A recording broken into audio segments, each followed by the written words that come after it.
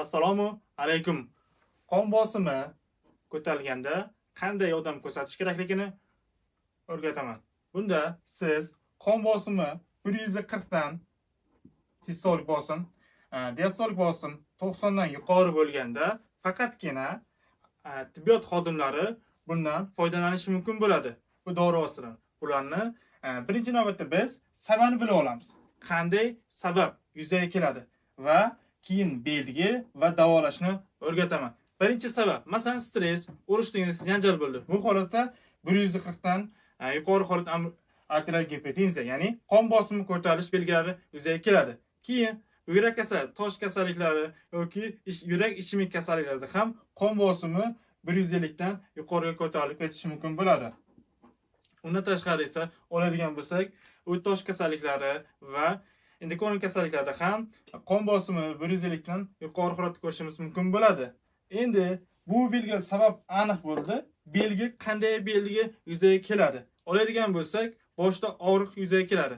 Boshning ensa qismida og'riq, ko'zning xiralashishi bo'ladi va boshning doimiy kuchli og'riqdan so'ng esa yuzlarda ba'zan noxush belgilar, qizarish belgilarini ko'rishimiz mumkin bo'ladi va undan tashqari esa qo'l, oyoqlarda uyushish, ensa qismidan o'tib chakka qismlarda, quloqlarda shovqin holatlarni ham uchrashi mumkin bo'ladi. Va bu belgilar uchratdimi, so'ng siz ambulatoriya sharoitga kelasiz. Ya'ni ambulatoriya sharoitda qanday birinchi yordam ko'rsatish kerakligini o'rgataman.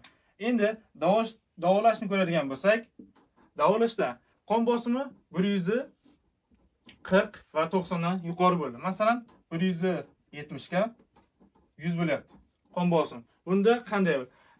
Undan tashqari siz puls ham o'chirishingizga to'g'ri keladi. Puls tushirishni ham birdaniga o'rgatib o'taman. Bunda masalan taxikardiya 110.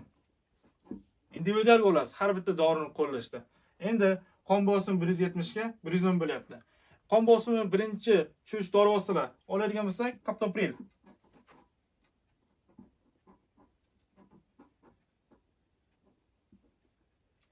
Kaptopril tabletkasini 25 mg dan chiqadi. Bunda siz bitta tabletkani til ostiga tashlashingiz mumkin bo'ladi. Bu ta'sir davomligi 15 yarim soatga ta'sir etadi. Ya'ni organizmga ta'sir etadi. Bunda esa qon bosimi birdaniga tushiradi 15 yarim soatda. Endi undan tashqari esa taxikardiya ham boryapti sizda. 130, 110 dan yuqori kelganda 130, 120 bo'lyapti. Bunda siz karolol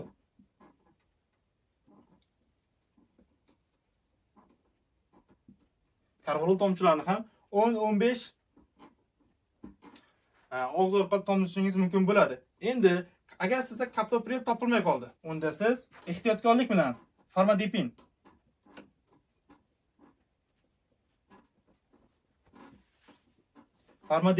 tomchisini 3 tomchi, ya'ni 3-5 tomchi qo'llashingiz mumkin bo'ladi bunday holatda. So'ng endi bular qo'llandi, bu qon bosim spazmolitikani ham qo'llashingiz mumkin bo'ladi. Depazol, papaverin.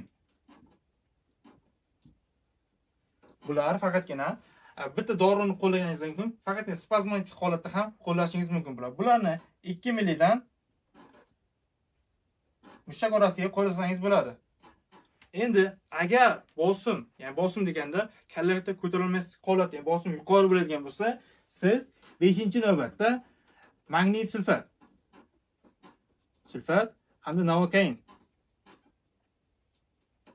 5 ml dan ikkalasini ham mushakka qo'llaysiz. Bunda esa kalladagi bosimni birdaniga tushiradi.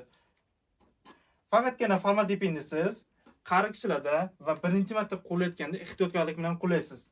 Bu dori vositasining hammasi asosan tibbiyot xodimi odamlar uchun mo'ljallangan.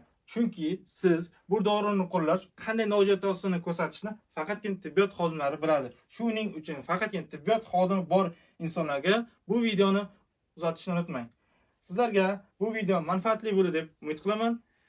Video yoqqan bo'lsa, like bosishni unutmang.